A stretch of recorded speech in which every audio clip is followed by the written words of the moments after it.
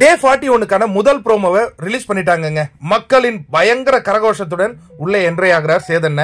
பயங்கரமா ஏன் எல்லாம் சோகமா இருக்கிறாங்க? ஏதோ கேள்வி கேட்டு வச்சிருப்பாரோ. சரி, இப்ப என்னன்னா சேதன்ன உள்ள வந்து நம்ம கிட்ட கேட்டுட்டு இருக்காருங்க. அதாவது இந்த வாரம் பிபி ஸ்கூல் அப்படிங்கிற ஒரு டாஸ்க் வந்து நம்ம கொடுத்துருந்தோம்.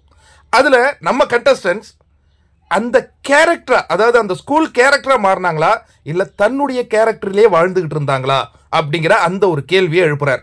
அதற்கு பிறகு இந்த பிக் பாஸ் ஸ்கூல் டாஸ்க் இதுல வந்து அவங்க உண்மையாலே அந்த இது ஒரு டைம் டிராவல் மாதிரி. இப்ப அவங்க எல்லாம் ஒரு பெரிய செலிபிரிட்டிஸா இருக்கிறாங்க.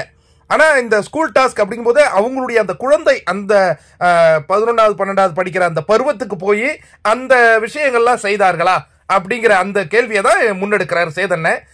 இப்ப நம்ம கண்டஸ்டன்ஸ் எல்லாம் என்ன பண்ணாங்க ஸ்கூல் டாஸ்க்ல அப்படிங்கிற அந்த ஒரு விஷயத்தை என்கொயர் பண்ண போறாங்க. இப்ப இந்த ஸ்கூல் டாஸ்க் நடந்த பொழுது மேனேஜ்மெண்ட் அப்படின்னு ஒரு அணியும் மாணவர்கள் அப்படின்னு ஒரு அணி இதெல்லாம் பிரிந்து விளையாண்டாங்க. இப்போ மேனேஜ்மெண்ட்ல பார்த்தீங்கன்னா பிரின்சிபல், அது அவங்களுடைய போஸ்டிங்கை அவங்க நல்லா பண்ணாங்க.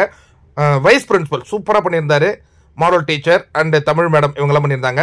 அதுக்கப்புறம் பார்த்தீங்கன்னா பிடி சார், அவர் கொஞ்சம் சில இடங்களில் கோவம்லாம் பட்டாருங்க.